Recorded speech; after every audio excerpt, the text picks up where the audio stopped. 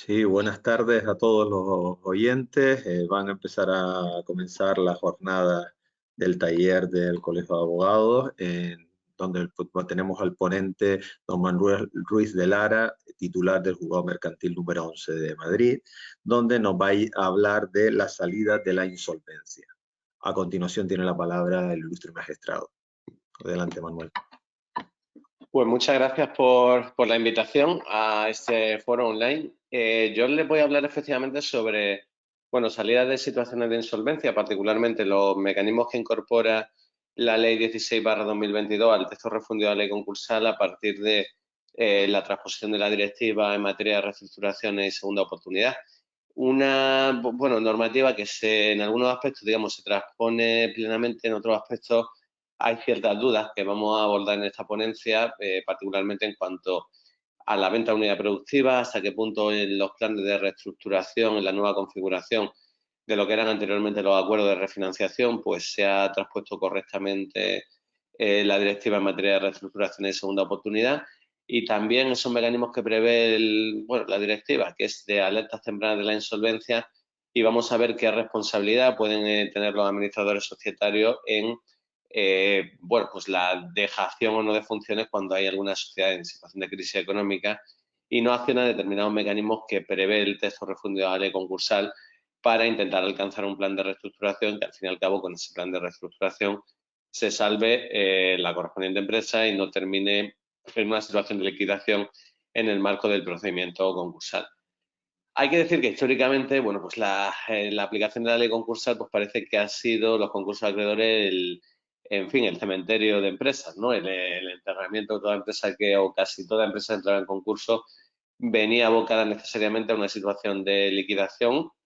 de liquidación de la masa activa, bien sea una liquidación conjunta o bien sea liquidación individual de los bienes, pero que terminaba en una situación, en definitiva, de desaparición de la empresa y de destrucción de puestos de trabajo. Bueno, lo que pretende esa directiva en materia de reestructuraciones es precisamente evitar esa situación, evitar que una sociedad en situación de insolvencia, una empresa en situación de crisis empresarial, pues termine abocada necesariamente a una liquidación con destrucción de puestos de trabajo. Hay que decir que el primer concepto, cuando estamos hablando de situación de insolvencia, no estamos hablando de una situación de desbalance patrimonial, sino de, en definitiva, que no tenga disponibilidad de recursos líquidos suficientes para satisfacer las obligaciones exigibles. Puede haber una sociedad que tenga determinados bienes inmuebles, pero sin embargo no tenga cash, en definitiva, ya sea por tesorería o bien por créditos, saldos de cuentas corrientes. En cuyo caso estaremos en una situación de insolvencia. La ley concursal contempla distintos tipos de insolvencia, que es la insolvencia actual, es cuando el deudor no puede cumplir regularmente las obligaciones exigibles, insolvencia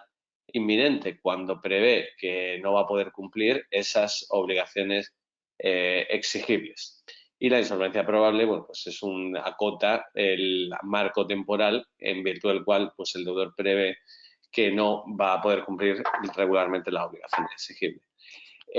Con anterioridad hay una situación, evidentemente, cuando se incurre en esa situación de insolvencia actual, que el deudor tiene la obligación de solicitar el correspondiente concurso de acreedores. En el caso de que desde que conoció o debió conocer el estado de insolvencia no solicite ese concurso de acreedores, la consecuencia pues será que podría incurrir en algún tipo de responsabilidad los administradores societarios.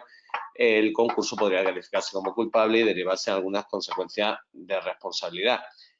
para los administradores societarios que diese lugar a que respondiesen con su propio patrimonio frente a las obligaciones de la sociedad que no fuesen satisfechas con los bienes de la masa activa del concurso.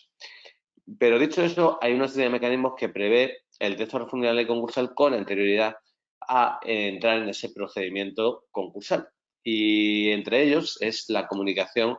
de apertura de negociaciones con los acreedores. Cuando el deudor se encuentra en una situación de insolvencia actual, puede hacer dos cosas. Puede solicitar directamente el concurso o bien puede comunicar al juzgado que se encuentra en negociaciones con los acreedores para alcanzar un plan de reestructuración.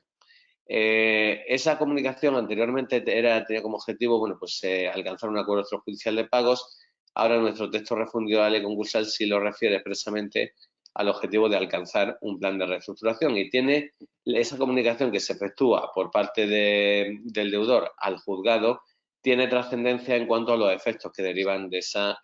comunicación de apertura de negociaciones, porque va a provocar una paralización de ejecuciones, que vamos a ver a continuación, y además es una comunicación que se hace simplemente haciendo constar esa situación, que uno está en negociación con los acreedores para alcanzar un plan de reestructuración, o, atención, que tiene intención de iniciar negociaciones para alcanzar un plan de reestructuración. Esto se regula en el libro segundo de la ley concursal, que regula los mecanismos preconcursales. El único requisito que prevé el 583 y siguiente, particularmente el artículo 584, es que el deudor alegue que se encuentra en alguno de los estados de insolvencia que anteriormente me he referido, en un estado de probabilidad de insolvencia, en un estado de insolvencia actual o en un estado de insolvencia inminente. Si acredita eso, simplemente la siguiente consecuencia, si alega eso, será que el letrado de la Administración de Justicia emitirá un decreto en el cual se hace constar que el deudor ha efectuado esa comunicación de apertura de negociaciones para alcanzar un plan de reestructuración, y a partir de ahí se derivan una serie de efectos para las situaciones, digamos, jurídicas o patrimoniales que pueda tener ese deudor. La comunicación por sí sola paraliza las ejecuciones de bienes que sean necesarios para continuar la actividad empresarial, y de hecho el control, incluso los presupuestos objetivos, es muy limitado por parte del órgano jurisdiccional, porque la ley concursal prevé que el LAJ, el letrado de la Administración de Justicia, emitirá el correspondiente decreto sin necesidad de comprobar, de certificar el estado de insolvencia que haya sido alegado por el deudor, con lo cual simplemente con la comunicación correspondiente y con la alegación sobre el estado de insolvencia se producirán los efectos que anteriormente he mencionado. Pero no es necesario que se produzca además una situación de acreditación de ese estado de insolvencia.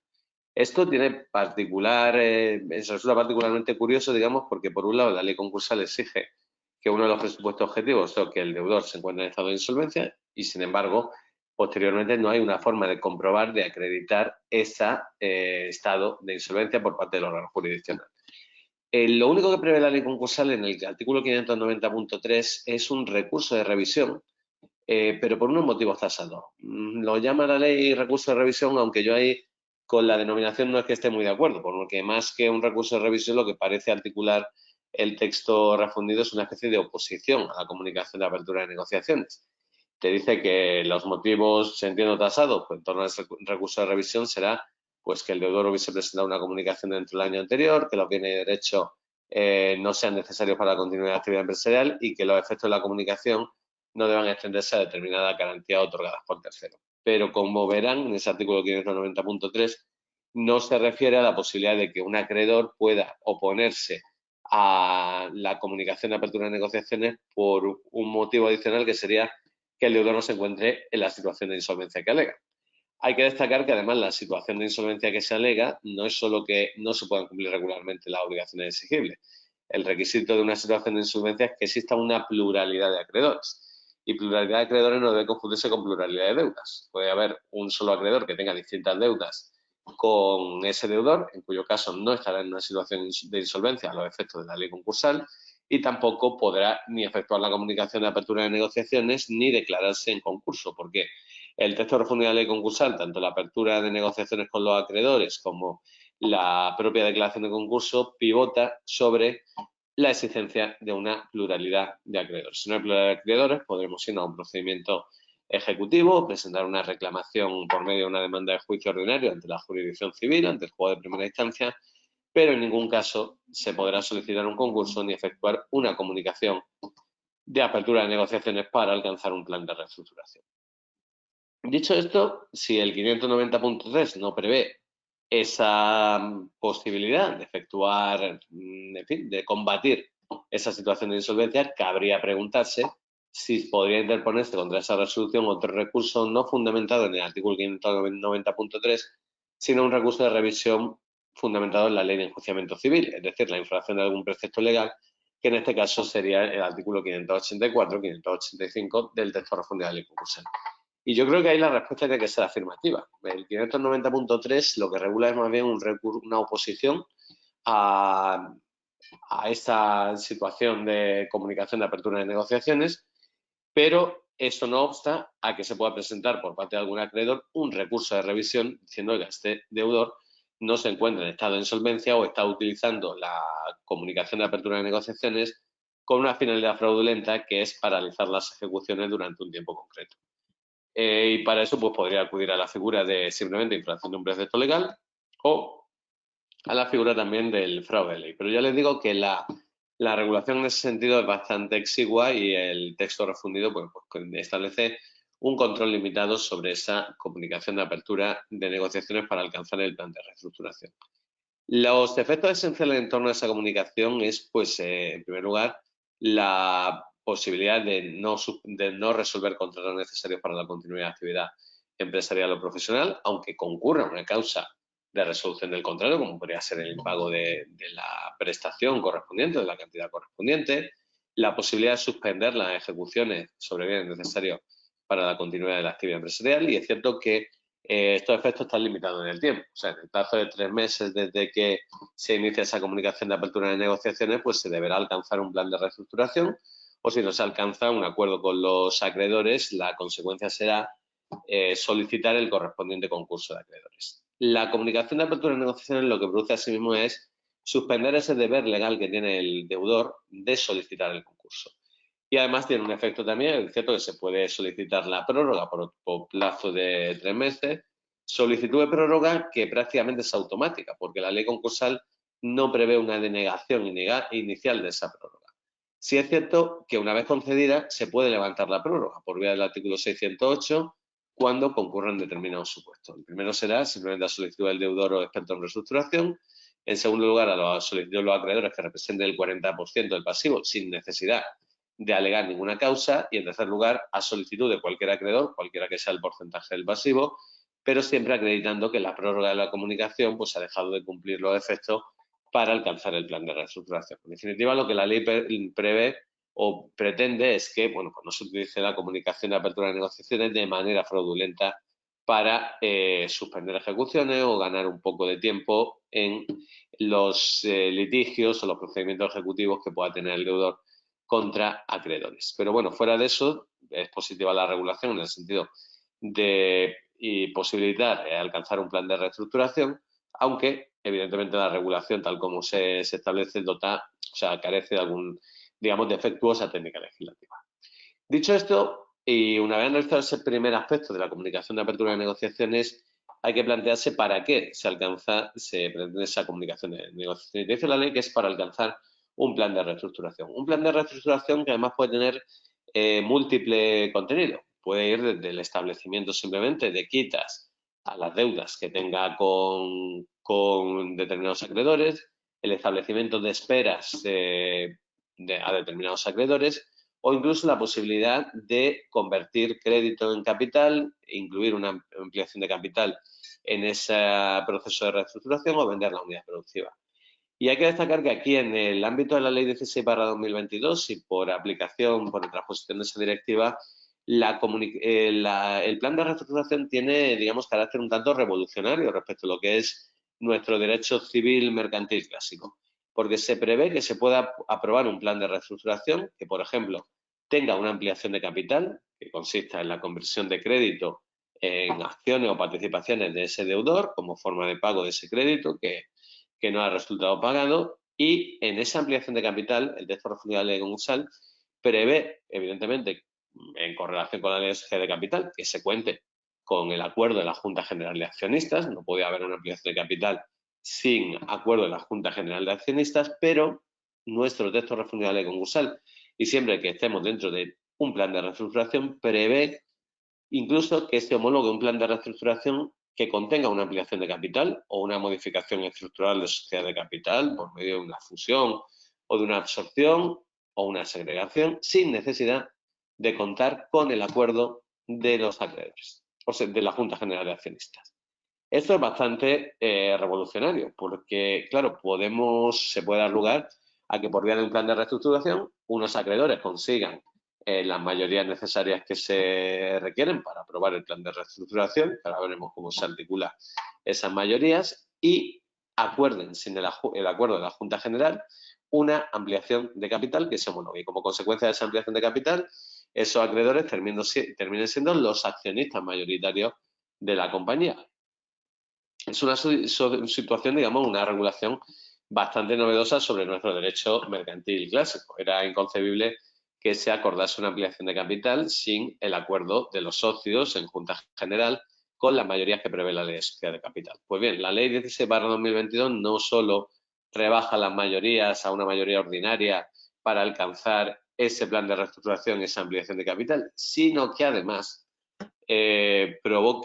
da la opción también que se pueda homologar un plan de reestructuración que contenga una ampliación de capital y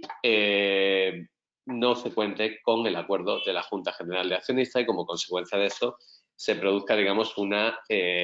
cambio de las mayorías necesarias, un cambio del control de la propia sociedad. En cuanto a la forma de adoptar esas mayorías que prevé el plan de reestructuración, pues aquí también la verdad que es bastante novedoso la regulación. Anteriormente se establecían los acuerdos de refinanciación que se contase con la aprobación, en primer lugar era un 75%, después se rebajó a una mayoría del 51% del pasivo. Pues bien, ahora se facilita más la consecución de un plan de reestructuración. Y la forma de conseguir ese plan de reestructuración, la forma de facilitar eso es mediante el establecimiento de clases de acreedores. No es necesario que estén de acuerdo todos los acreedores de ese plan de reestructuración, ni tampoco siquiera una mayoría de acreedores del pasivo. Es necesario, en primer lugar, agrupar a los acreedores en diferentes clases. El único criterio que se establece, o los únicos criterios, son que obedezca a la agrupación a criterios objetivos, que obedezcan según también a las normas que se establecen en cuanto al rango concursal, división en un hipotético concurso posterior de crédito concursal ordinario, privilegiado, subordinado, privilegiado general y especial. Y en tercer lugar, que los créditos con garantía real pues tengan una clase específica y los acreedores públicos tengan también una clase específica. Pero al margen de eso, el deudor puede o los acreedores pueden presentar un plan de reestructuración y presentar una agrupación de clases que sea acorde con ese objetivo que quieren lograr de alcanzar un plan de reestructuración y justificarlo en criterios objetivos que pueden ser desde el tipo de relación comercial que tengan, desde la situación geográfica de los acreedores, que sean criterios objetivos, etcétera. La ley prevé unos criterios, digamos, flexibles, luego te habla de criterios objetivos, con lo cual, con la mera situación de que se justifique la formación de clase medio de criterios objetivos, ya será suficiente para que pueda homologarse un plan de reestructuración siempre que se obtengan las mayorías dentro de cada clase o incluso no teniendo la mayoría dentro de cada clase se puede homologar un plan de reestructuración cuando se cuente con las mayorías de unas clases concretas, entre las cuales tiene que estar, eso sí, la clase que conformen los créditos con garantía real. Fuera de eso, incluso se puede homologar un plan de reestructuración en ese sentido y, como les digo, que incluya, por ejemplo, una ampliación de capital o una modificación estructural de la sociedad de capital sin contar con la voluntad del deudor. Entonces, en este sentido hay que decir que la ley concursal, el texto refundido de la ley concursal, es bastante novedoso y además potencia, yo creo que con buen criterio, los planes de reestructuración. Pero también hay que decir que el texto refundido de la ley concursal y esa ley de 16/2022 pues contiene determinadas carencias. Dentro del plan de reestructuración, en el artículo 615, pues te contempla pues una serie de posibles contenidos del plan de reestructuración y entre ellos te dice expresamente la posibilidad de vender la unidad productiva, de vender en la empresa en su conjunto. Pero claro, se queda ahí. Después no hay, en cuanto a la venta de unidad productiva, no hay una regulación posterior de cómo se articularía esa venta de unidad productiva o particularmente qué efectos tendría esa venta de unidad productiva. Y si uno hace una comparativa entre lo que sería una venta de unidad productiva dentro del marco de un plan de reestructuración y una venta de unidad productiva dentro del procedimiento concursal, pues llegará a la conclusión de que resulta mucho más rentable comprar una unidad productiva, comprar una empresa dentro del procedimiento concursal que comprarla dentro de un plan de reestructuración. Y les digo por qué. En el marco de un proceso concursal, cuando se vende una unidad productiva, se derivan también una serie de efectos en cuanto a la regulación de esa venta de unidad productiva que difieren de lo que sería la aplicación de la normativa general, de la ley general tributaria, de la ley de seguridad social, del Estatuto de Trabajadores. En el marco de una venta de unidad productiva dentro del procedimiento concursal, cuando se declare el concurso, el deudor solo el adquirente, mejor dicho, el adquirente de esa unidad productiva, solo asumirá las deudas laborales y de seguridad social, pero no asumirá las deudas tributarias. Y dentro de las deudas laborales y de seguridad social, solo asumirá las deudas de esa empresa en relación con los trabajadores que asuma, la parte proporcional de los trabajadores en los cuales se subrogue. Fuera de eso, no asumirá otro tipo de deudas de esta venta de unidad productiva. Es decir, no podrá comprar una unidad productiva, llevarse a los trabajadores y solo el adquirente asumirá el pago de las deudas laborales y de seguridad social que correspondan a los trabajadores en los cuales se ha subrogado. Pero claro, no asumirá deudas financieras, no asumirá deudas, por ejemplo, tributarias y cualquier otra deuda con acreedores comerciales que pueda tener o con proveedores que pueda tener ese sector. Esto, evidentemente, fomenta la venta de unidad productiva, pero ahí se podía haber fomentado más y volver a la regulación inicial que establecía que solo había sucesión empresarial en relación a las deudas laborales, pero no a las deudas de seguridad social y no como ahora hay tampoco, que tampoco la hay, en relación a las deudas tributarias. Esto fuera del procedimiento concursal, cuando se compra una empresa, uno asume las deudas laborales, las deudas tributarias, las deudas con la seguridad social y cualquier otra deuda que tenga esa sociedad, porque es la venta en conjunto tanto del activo como de las deudas, al fin y al cabo, de ese pasivo que conforma la unidad productiva. Con lo cual, en el ámbito concursal, pues existe esa posibilidad. ¿Sería mejorable? Sin lugar a dudas, porque podría establecerse que la deuda de seguridad social tampoco sea objeto de asunción por el adquirente. ¿Por qué se modificó la ley concursal en ese sentido? Pues bueno, por una, sistemática del legislador en el sentido de proteger el crédito público, aunque yo creo que así no se protege, y por una cierta desconfianza a la venta de unidad productiva. Que pensarse que dice, bueno, pues la venta de unidad productiva se articula para que sea el mismo deudor de manera fraudulenta que compre a sí mismo la unidad productiva a través de una sociedad interpuesta y con esto que consigue, pues que limpia, digamos, la empresa de deudas tributarias o anteriormente de deudas tributarias y de seguridad social. Pero bueno, yo creo que la sistemática legislativa, si lo que se pretende es evitar eso, no es precisamente el buen camino, digamos, limitar la sucesión empresarial, o sea, extenderla a deudas de seguridad social o deudas laborales u otras deudas, sino sería más bien controlar esos supuestos de fraude mediante un sistema adecuado de publicidad, de transparencia que facilite la máxima concurrencia de ofertantes y si hubiese algún tipo de oferta que pueda ser de carácter fraudulento, porque sea el mismo deudor quien quiere adjudicarse la unidad productiva con el objetivo de, digamos, limpiar las deudas tributarias, pues declarar nula esa venta o no otorgar o posibilitar que sea adjudicada a otros postores en los que no incurra ese ámbito fraudulento. Pero, sin embargo, el legislador ha optado por ahí, por una cierta desconfianza en la venta de unidad productiva, que ya les digo que mejora la situación respecto a la anterior regulación, pero todavía, digamos, que está limitada en ese sentido. Otras cosas que produce la venta de unidad productiva dentro del marco del procedimiento concursal es que hay una subrogación forzosa de aquellos contratos, dice la ley concursal, afectos a la continuidad de actividad empresarial. Cuando te habla de contratos afectos a la continuidad de actividad empresarial, yo creo que ahí el legislador, digamos, se pasa un poco de rosca, porque más bien sería la subrogación debería producirse en aquellos contratos que sean necesarios para la continuidad de la actividad empresarial, que es un concepto más reducido que los contratos afectos. Contratos afectos serían todos los que tienen relación con la actividad empresarial. Contratos necesarios para la actividad empresarial serían solo aquellos contratos que resultan imprescindibles para esa actividad empresarial, de tal forma que si no hay en fin, esos contratos, si no hay una subrogación forzosa, pues no se podría continuar la actividad empresarial. Aquí lo que pretende el legislador, al fin y al cabo, es evitar que una venta de unidad productiva se frustre porque un proveedor concreto no quiera seguir contratando con el nuevo adquirente de la unidad productiva. Entonces, aunque no quiera seguir, ahí se rompe el principio de relatividad de los contratos y se producirá una subrogación forzosa del nuevo adquirente de la unidad productiva en lugar del deudor concursado que vende la unidad productiva. Esto se produce exclusivamente una vez se declara el concurso. Si una unidad productiva se vende con anterioridad a que se declare el concurso, es curioso que la ley concursal, el texto refundido, no ha previsto ninguna consecuencia de esa venta de unidad productiva fuera del procedimiento concursal. Con lo cual, ahí nos topamos con un primer obstáculo para que los planes de reestructuración, digamos, funcionen por la vía de una venta de unidad productiva.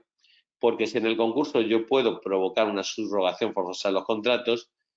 porque son efectos que se derivan de la propia declaración de concurso, en el ámbito de un plan de reestructuración, de las ventas de unidad productiva dentro de un plan de reestructuración, no hay posibilidad alguna de establecer esa subrogación forzosa del contrato. Si un proveedor clave de materia prima o de tecnología se niega a continuar contratando con el nuevo adquirente de la unidad productiva y la unidad productiva se vende en el marco del plan de reestructuración, el juez no puede obligar a ese tercer contratante a que en su contrato se subrogue el nuevo adquirente de la unidad productiva. Con lo cual, aquí encontramos un primer obstáculo para que las ventas de unidad productiva se potencien a través de un plan de reestructuración, porque hay una diferencia cualitativa respecto a la venta de unidad productiva que se produce dentro del marco de un proceso concursal. El segundo inconveniente, que es más grave que este, es la sucesión empresarial. Si yo compro una unidad productiva dentro del procedimiento concursal, se produce esa limitación de sucesión en las deudas. Solo me llevaré deudas laborales y deuda de seguridad social, pero solo aquella parte correspondiente a los trabajadores en los cuales me subrogue. Pero todas aquellas deudas que no sean laborales ni de seguridad social, no no me las llevan. Sin embargo, en el ámbito de una venta de unidad productiva, en el plan de reestructuración, no hay una previsión normativa en cuanto a la limitación en la sucesión de deudas,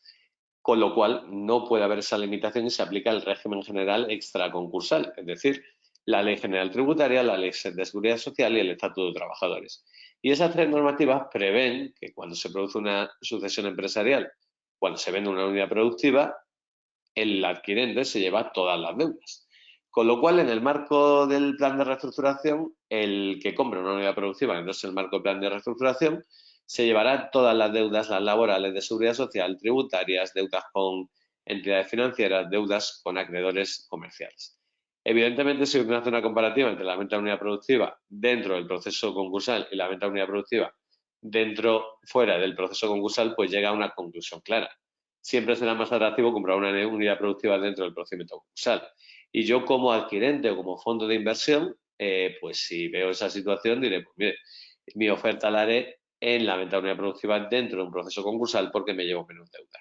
Si la hago fuera, si la venta de unidad productiva se trata de encauzar fuera del proceso concursal, pues lo que haré como ofertante es ofrecer menos dinero por esa unidad productiva porque sé que me voy a llevar determinadas deudas que no tendría que pagar en el caso de que la venta de unidad productiva se articulase por la vía de un proceso concursal. Claro, ¿esto a qué obedece y por qué se establece esta diferenciación normativa? Pues yo sinceramente no creo que obedezca a una finalidad por parte del legislador que ha querido establecer una distinción entre una venta de unidad productiva dentro del proceso concursal y una venta de unidad productiva fuera del proceso concursal. Más bien, el motivo por el que se produce esta diferenciación entre un supuesto y otro es por un olvido del legislador al regular los efectos de la venta de unidad productiva fuera del marco de un procedimiento concursal. Y mientras no se modifique esta normativa, claro, los jueces pues tenemos que hacer esa distinción, porque yo no tengo, digamos, forma clara, forma legal de limitar esa sucesión empresarial o de provocar la subrogación forzosa de los contratos cuando hay se efectúa esa venta de unidad productiva fuera del proceso concursal. Otras cuestiones también en cuanto a la venta de unidad productiva. Nuestro legislador establece dos formas de vender la unidad productiva con anterioridad al concurso, que es la designación de un experto en venta de unidad productiva o la solicitud de un concurso con oferta vinculante. Lo que pasa es que la regulación que se establece en nuestra legislación, aunque tiene una finalidad, digamos, positiva, pero no es muy detallada, con lo cual plantea determinados problemas de coordinación entre ambas formas de venta. En los artículos 224 bis siguientes del texto refundido, se prevé, por ejemplo, que se pueda solicitar un concurso con una oferta vinculante. Una oferta vinculante de compra de unidad productiva. Lo que se pretende con esta solicitud de concurso con oferta vinculante de compra es acelerar el procedimiento de venta de unidad productiva, evitar que se dilate en el tiempo y que como consecuencia de la dilatación en el tiempo por trámites procesales pues al final se termina retirando la oferta y nos aboquemos a una situación de liquidación de la masa activa, concursal, que no podrá, por tanto, revertirse en cuanto al mantenimiento de puestos de trabajadores. Claro, esta situación que se produce en el marco del procedimiento, digamos, extraconcursal, estamos en esa solicitud de concurso con oferta vinculante, plantea dos situaciones. En primer lugar, esa solicitud de concurso con oferta vinculante dará lugar a que se conceda un plazo de 15 días de alegaciones a acreedores o terceros para que puedan presentar ofertas a la compra de unidad productiva, y después se prevé también un trámite de mejora de esas ofertas que se hayan presentado, de tal forma que se resuelva todo en un corto espacio de tiempo. Si la venta de unidad productiva se hace en el procedimiento concursal, que sería este caso, porque sería solicitud de concurso con oferta vinculante, tendremos esta limitación de sucesión en deudas laborales, de seguridad social, y no asumiríamos deudas tributarias y otro tipo de deudas. El hándicap que se establece en torno a esta normativa es que no es muy pormenorizada, porque establece, por ejemplo, en el artículo 224 bis del texto refundido de la ley concursal, una obligación que no queda muy clara, porque te dice que esa oferta vinculante tiene que incluir un compromiso por parte del adquirente de continuar la actividad de la unidad productiva. Aquí te dice por un plazo de 3 años, hay otro precepto que dice un plazo de 2 años, obedece a un error legislativo y eso tendrá que ser objeto de corrección en una reforma. Pero sean 2 años o sean 3 años, la cuestión que cabe preguntarse, que no resuelve el legislador, es el compromiso de continuar la actividad empresarial debe referirse a la actividad propia de que se estaba llevando la unidad productiva, o puede establecerse un compromiso de continuar la actividad empresarial, pero que no sea la misma que se estaba llevando en esa unidad productiva. Le pongo un ejemplo, una empresa de telefonía que quiera comprar una unidad productiva porque le interesa el tipo de maquinaria que tiene, porque le interesa la nave que tiene y le interesa la cualificación de los trabajadores, pero no quiere continuar desarrollando la actividad empresarial de venta, por ejemplo, de iPad o de ordenadores portátiles. Le interesa el personal cualificado, pero para seguir produciendo telefonía móvil. En ese sentido, como la ley concursal habla de un compromiso de continuar la actividad empresarial, cabría preguntar si el compromiso puede referirse a otra actividad empresarial. Y yo creo que aquí la respuesta tiene que ser positiva, porque sería la actividad, el objetivo es salvar puestos de trabajadores, con lo cual, sea una u otra actividad, denegar la venta de unidad productiva porque se trata de una actividad distinta, pues bueno, me parece un poco aventurado, ¿no? Y un poco, digamos, que no tendría mucha lógica. Pero el legislador podría haberlo aclarado más. En defensa de esta posición, hay que recordar que el artículo 100.2 de la ley concursal, cuando hablaba del convenio de asunción y la posibilidad de vender una unidad productiva dentro del convenio, establecía también un compromiso de continuar la actividad propia de la concursada. Ahora ya directamente no se establece ese adjetivo de propia, con lo cual por ahí encontraríamos una vía para continuar esa actividad empresarial. Dicho esto, hay otras cuestiones, ¿no?, que se nos plantean también. Establece que el incumplimiento del compromiso daría lugar a que cualquier afectado pueda reclamar al adquirente la indemnización de daños y perjuicios. Esto tiene por objeto evitar esas ventas, digamos, fraudulentas o ahuyentar algún tipo de oferta fraudulenta que lo único que quiera es limpiar la empresa, la deuda tributaria y posteriormente liquidar esa sociedad, dando lugar también a la pérdida de puestos de trabajo. Pero claro, la configuración legislativa en sí de la indemnización de daños y perjuicios plantea dos problemas. Uno, que yo dudo mucho de que se vaya a efectuar en la práctica esa condena a una indemnización, porque será difícilmente acreditable por la prueba que debe desarrollar o debe aportar para acreditar ese perjuicio, esa relación de causalidad y ese incumplimiento de la obligación de continuar la actividad empresarial. Y el segundo defecto que tiene es que produce, digamos, un efecto de ahuyentar a posibles fondos de inversión, que aunque se le diga que difícilmente va a ser realizable esa responsabilidad de carácter resarcitorio, sin embargo, vean un fondo americano que esa previsión normativa pues le produzca algún efecto de ahuyentar la posible compra de unidad productiva. Pero dicho esto, vamos a ver cuál es la otra forma de vender una unidad productiva o del segundo mecanismo que prevé con anterioridad al procedimiento concursal. Te dice la posibilidad de que se solicite la designación de un experto en venta de unidad productiva. Es lo que en términos, digamos, anglosajones se conoce como la figura del prepack o del prepacker de venta de unidad productiva. ¿Qué es la figura del prepack? Es un experto en venta que tiene como objetivo, digamos, acelerar este proceso de venta de tal forma que cuando se declare el concurso directamente se pueda proceder a la adjudicación de la unidad productiva. ¿Qué funciones tendría que realizar? Bueno, pues aquí es donde encontramos el problema que en cuanto a la regulación de la ley concursal, porque lo único que establece el texto refundido en los artículos 224 ter y 224 quater es que el experto en venta de unidad productiva tiene como función recabar ofertas de terceros para la adquisición de la unidad productiva, pero no regula más detalladamente esas funciones del experto en venta de unidad productiva. Claro, la función solo genérica de recabar ofertas, pues digamos, dicho así, no queda claro cuál sería esa función, porque podría ser, dicho, digamos, en plano jocoso, que ponga en Wallapop un anuncio de una venta, una unidad productiva y a ver quién la compra. Ya con eso estaría recabando ofertas. Yo creo que no debe ser esa sola la función. Tiene que haber una serie de funciones mayores, como sería emisión de unos informes que garanticen que se ha efectuado una búsqueda de posibles oferentes en el ámbito del mercado, del sector en el que opere esa unidad productiva, que se ha hecho una valoración de las distintas ofertas que se han presentado, indicando cuál sería la de más interés del concurso, que no necesariamente tiene que ser la que aporte más cantidad de dinero, porque se puede adjudicar también una unidad productiva, por ejemplo, con el criterio de que asume mayores puestos de trabajo de trabajadores una unidad productiva u otra. En segundo lugar, no se regula tampoco el proceso posterior, porque claro, si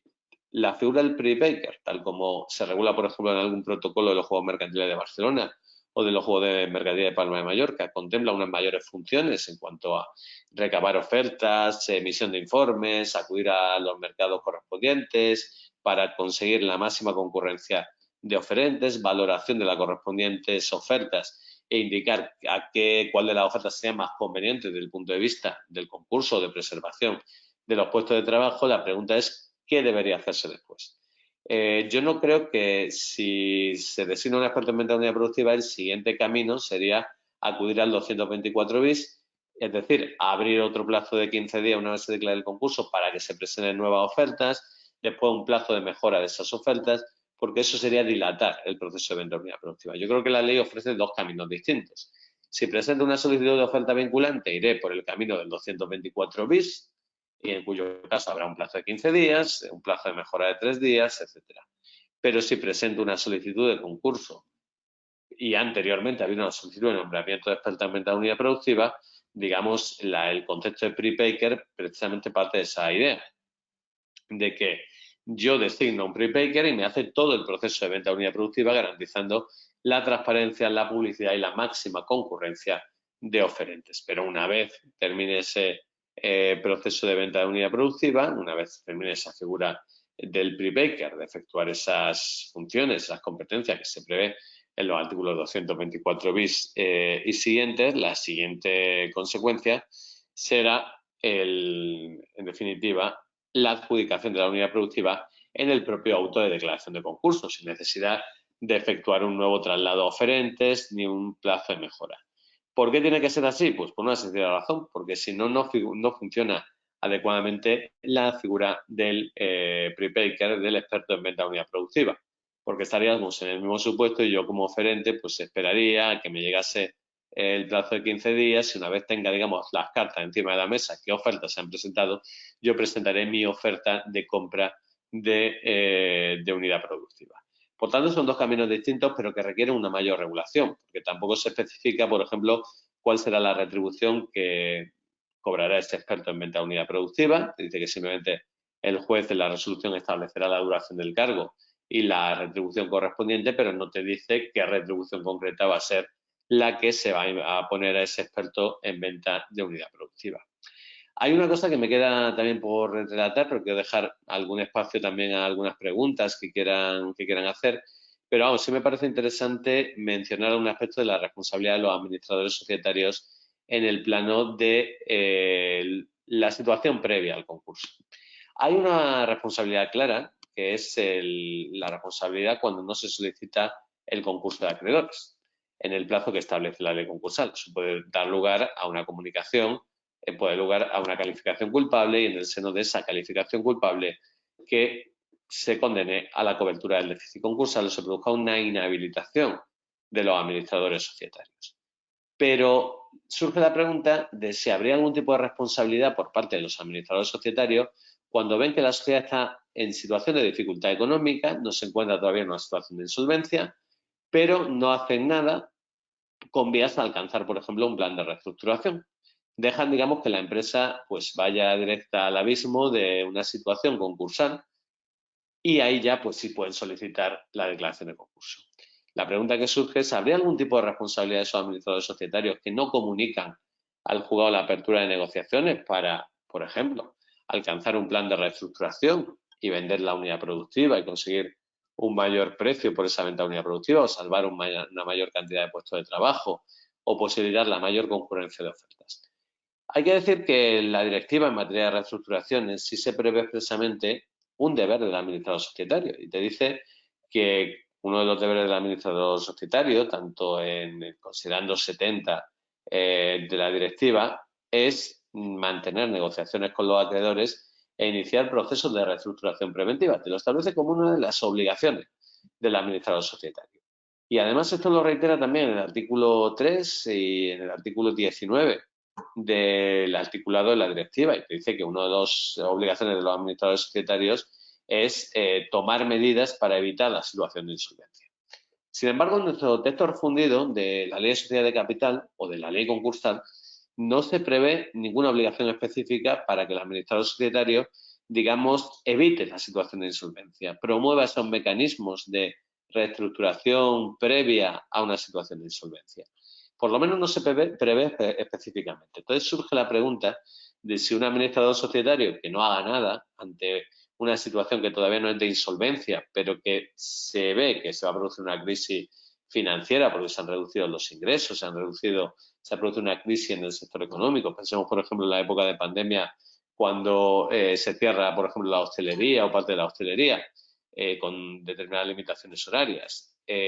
Si el administrador de esa sociedad debería iniciar algún tipo de proceso de negociación con los acreedores para evitar que nos aboquemos a una situación de insolvencia. Pues hay que decir que nuestro texto de la Ley de Sociedad de Capital no establece nada, pero bueno, yo sí creo que sería posible exigir algún tipo de responsabilidad de ese administrador societario. ¿Por qué vía? Por la vía del artículo 224 de la Ley 225 de la Ley de Sociedad de Capital y por la vía del artículo 236 y 238 y 241 de la Ley de Sociedad de Capital. En esos artículos se prevé que el administrador societario tiene la obligación de la buena dirección y control de la sociedad y de actuar con la diligencia de un ordenado empresario. Con lo cual, interpretando esos artículos a la luz de la directiva en materia de reestructuraciones, cabría incardinar una posible responsabilidad del administrador societario como consecuencia del incumplimiento de esos deberes que tiene ese administrador societario en ese artículo 19 y en el considerando 70 de la directiva en el sentido de promover negociaciones para alcanzar una reestructuración preventiva. Si no las inicia, pues que habría que sentarse algún tipo de acción de responsabilidad por los perjuicios que se le hayan ocasionado a trabajadores que resulten despedidos, a acreedores que no cobren su crédito porque haya una, digamos, disminución del valor de la unidad productiva y podrían exigir algún tipo de responsabilidad ante, digamos, la dejación absoluta por parte de los administradores societarios en cuanto a comunicar la apertura de negociaciones para llegar a alcanzar un plan de reestructuración. Creo que sería posible, lo que pasa que hay que decir que la ley de sociedad de capital debería ser un poquito más clara por razones de seguridad jurídica, debería ser un poquito más completa, de tal forma que se prevea expresamente esa posibilidad de incluir en los planes de reestructuración ese deber específico de los administradores societarios que yo creo que se deriva claramente del considerando 19 y del considerando 70 de la directiva, así como del artículo 3 de la directiva. Me quedarían otras muchas cuestiones, la verdad, en el marco de las alertas tempranas de insolvencia, de los mecanismos previos a evitar la situación concursal, los mecanismos tendentes al concurso, de otras vicisitudes que se producen en el proceso de venta de unidad productiva. Pero bueno, quería dejar también un tiempo, sin perjuicio, si no hay ninguna pregunta, pues comento alguna cosa más. Pero por si hay alguna pregunta que me quieran formular en torno a la venta de unidad productiva, ya quedan 10 minutos de ponencia, pues no sé si hay alguna pregunta que me quiera formular.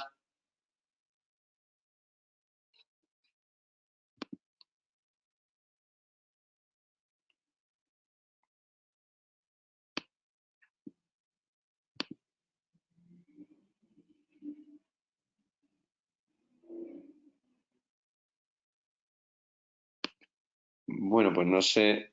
parece que no hay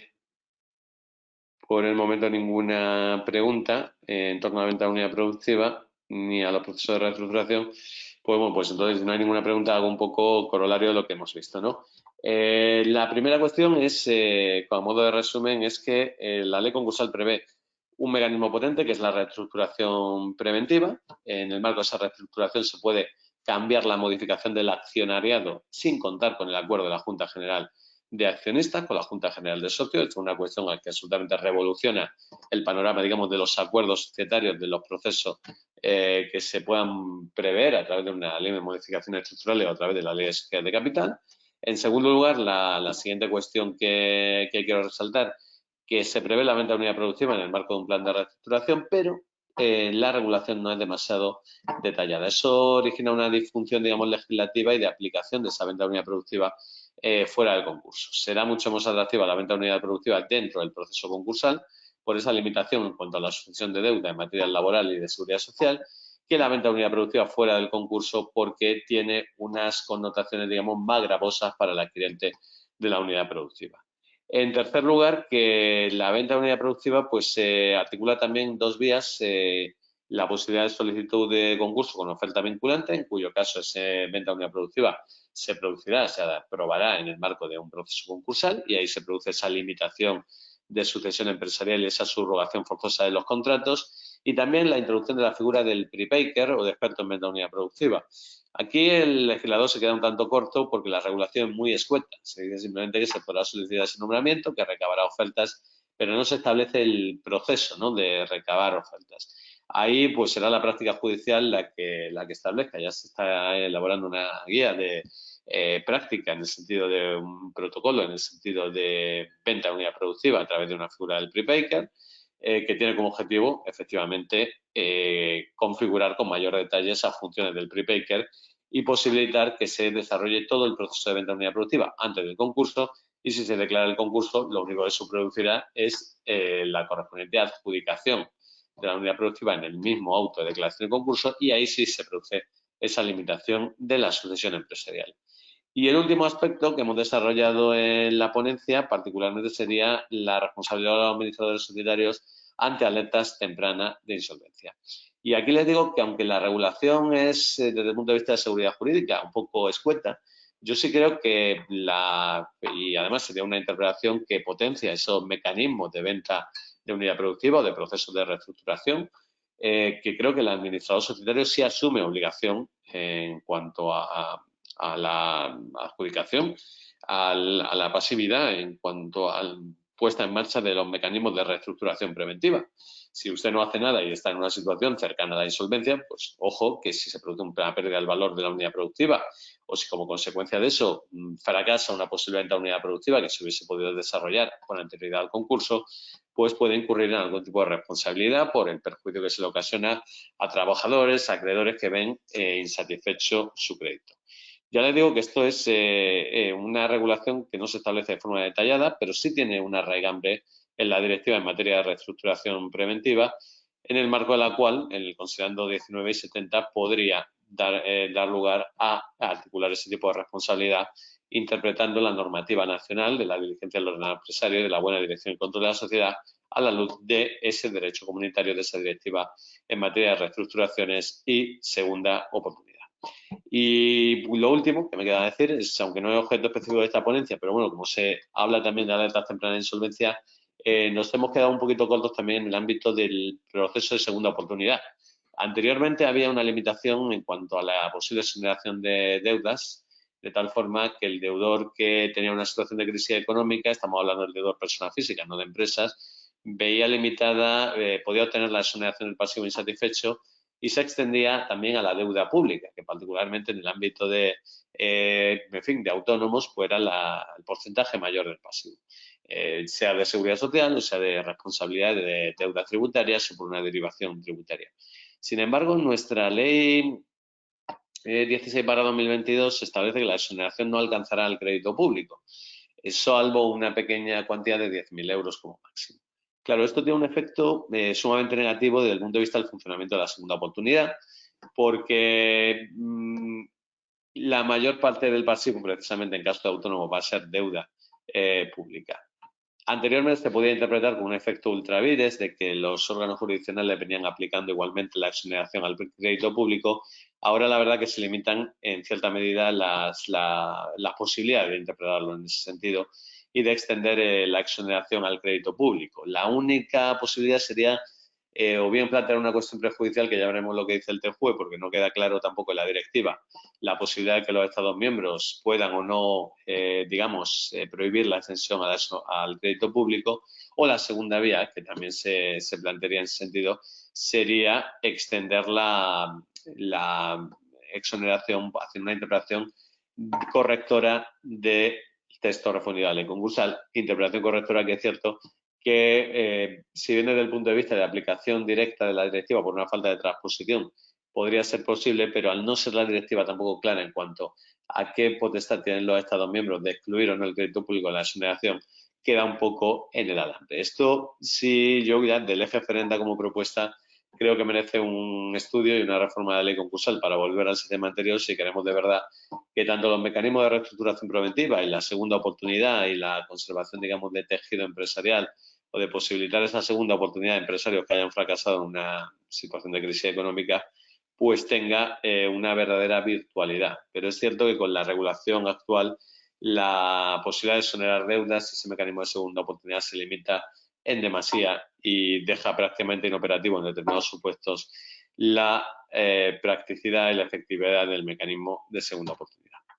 Pero bueno, pues yo he dicho esto, como estamos ya en el límite, pues termino la ponencia y agradecerles por la atención durante esta hora en torno a estos mecanismos de reestructuración preventiva y alertas tempranas de insolvencia.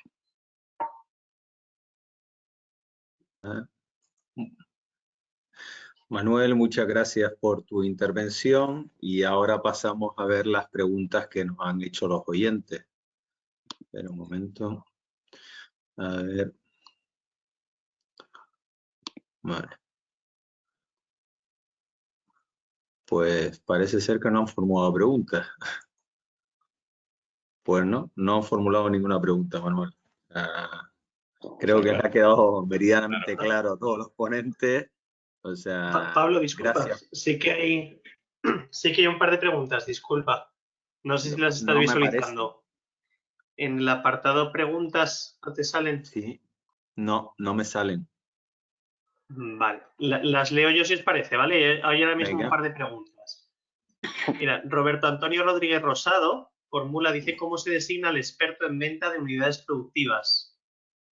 Sí. Bueno, el nombramiento del experto en venta de unidad productiva, los requisitos son muy exiguos, porque te dice que puede recaer en una persona que tenga la función, que esté cualificado para ser experto en reestructuración o administrador concursal. A su vez, la figura del experto en reestructuración te habla de conocimiento en materia de reestructuraciones y conocimientos económicos, con lo cual, experto en venta de unidad productiva puede ser cualquiera de los que tenga esas dos condiciones. La designación se produce por el órgano jurisdiccional. Puede haber una propuesta por parte de quien solicita el nombramiento del experto, pero también simplemente puede haber una solicitud de que se designe un experto en venta de unidad productiva y sea el juzgado el que establezca esa designación, pues tirando del listado de administradores concursales o de expertos en reestructuración preventiva. El problema se planteaba con la retribución, porque te dice se establecerá una retribución, pero no se dice cómo se calcula esa retribución o si habrá provisión de fondos en torno a ese experto en venta de unidad productiva, etcétera, que, bueno, que ante el silencio legislativo puede deberá resolverse en virtud de la práctica judicial.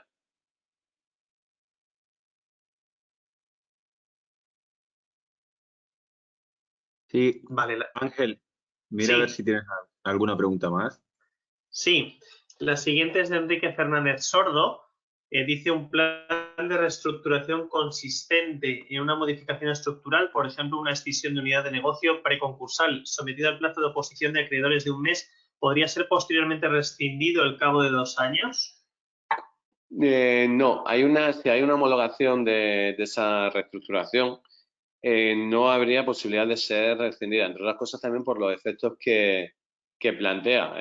Los efectos difícilmente sería posible volver al anterior, porque implica, evidentemente, si estamos hablando además de una escisión total, se produciría una extinción de la propia persona jurídica, digamos, que escindida, y en cualquier caso, aunque estemos hablando de una decisión parcial, hay un trasvase de activos y de deudas a esa entidad, digamos, beneficiaria de la decisión. El texto refundido, ahí sí hay una protección, digamos, en cuanto a, mediante la homologación de esos planes de reestructuración, a los efectos de prever de proteger esa posibilidad. Y además, incluso se mitiga también el derecho de oposición de los acreedores en el marco de las modificaciones estructurales de sociedades de capital, de tal forma que las posibilidades de impugnación que tienen se darían con anterioridad dentro de ese marco de incidente preconcursal, vamos a llamarlo, porque no es incidente concursal, no tenemos abierto un concurso, pero no se dilucidaría tampoco por las normas de impugnación de acuerdos sociales del artículo 204 y siguiente. Pero vamos, yo entiendo que no, precisamente por esa protección que le otorga la homologación del plan de reestructuración.